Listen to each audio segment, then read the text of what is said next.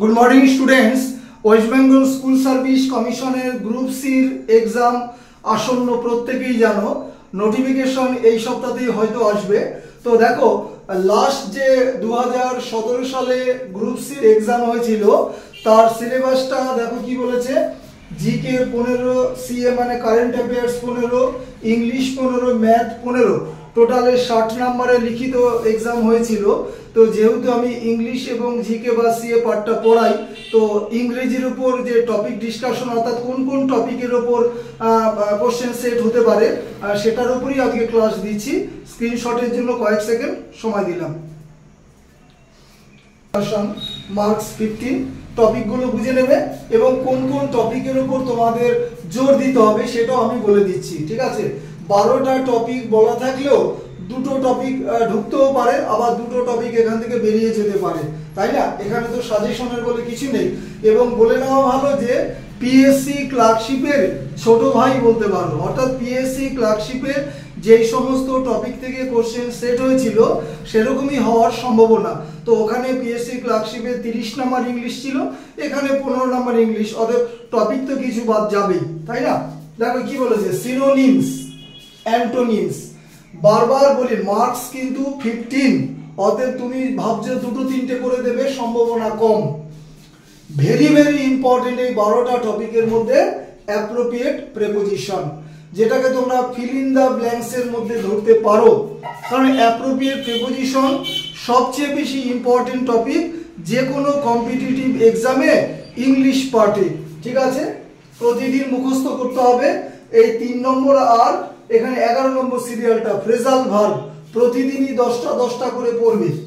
4 নম্বরে দেখো idioms and phrases, জানো নিশ্চয়ই টপিকটা। 5 নম্বর ওয়ান ওয়ার্ড, এক কথায় প্রকাশ। 6 নম্বর আমি একসাথে লিখেছি এমসিভিসি, ন্যারেশন চেঞ্জ, ভয়েস চেঞ্জ। যদি একটা দেয় তাহলে একদম অর্ডিনারি দেবে, এটা কিন্তু হাই লেভেলে ন্যারেশন ভয়েস কখনোই দেয় না, এসএসসি সিজিএলও দেয় না। এখানে গ্রুপ সি অনেক অর্ডিনারি পরীক্ষা সিজিএল এর তুলনায়।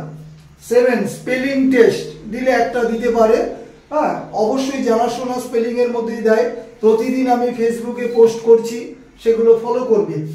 8 নম্বর হচ্ছে modals, can, could, shall, should, will, would ইত্যাদি ইন্ডিভিজুয়াল ক্লাস দেওয়া আছে এবং মডেলস দিয়ে ফিল ইন দ্য ব্ল্যাঙ্কসও দিতে পারে। 9 নম্বর হচ্ছে পার্টস অফ স্পিচ, এটা বলবে আমি কিভাবে দেবে। তোমাকে একটা সেন্টেন্স দিল, তার মধ্যে একটা ওয়ার্ড আন্ডারলাইন করা রইল, সেটা কোন পার্টস অফ স্পিচের মধ্যে পড়ে, অর্থাৎ নাউন থেকে ইন্টারজেকশন পর্যন্ত। মূলত এটা noun form, verb form, adjective form, এই তিনটের মধ্যেই সীমাবদ্ধ থাকে।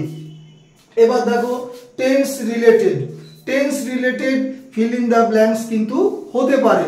আবার একটা সেন্টেন্স দিল, সেই সেন্টেন্সটা কোন টেন্সে পড়ে, 12টা টেন্স আছে, তাহলে তোমাকে এই ধরনের কোশ্চেনও সেট হতে পারে, যেটা WBCS এ দিয়েছিল, অনেকে ভাবতেই পারেনি, ঠিক আছে। 11 নম্বর হচ্ছে ফ্রেজাল ভার্ব, যেটা বললাম একটু আগে। আর 12 নম্বর হচ্ছে কমন এরর। যেহেতু টোটাল পরীক্ষা 15 হচ্ছে ইংলিশ পার্টটা, সেখানে কিন্তু কমন এরর থাকার সম্ভাবনা কম, তবু আমি প্র্যাকটিসের মধ্যে তোমাদের রাখবো যদি একটা এসে যায়। তবে বলছি যে যদি কমন এরর সেট হয় একদমই অর্ডিনারি সেট হবে, এখানে পরীক্ষাটা কিন্তু অত হাই ফাই নয়, পিএসসি ক্লার্কশিপের থেকে ইজি হবে এক্সামটা।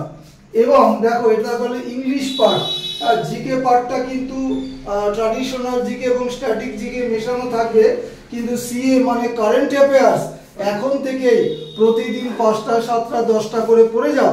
এবং কারেন্ট অ্যাফেয়ার্সের পার্টটা ওয়েস্ট বেঙ্গল এবং ন্যাশনাল রিলেটেড, এখানে ওই ইন্টারন্যাশনাল রিলেটেড কারেন্ট অ্যাফেয়ার্স দেওয়ার চান্স ভীষণ কম, ওয়েস্ট বেঙ্গল এবং ন্যাশনাল রিলেটেড কারেন্ট অ্যাফেয়ার্স বেশি দেবে, ঠিক আছে।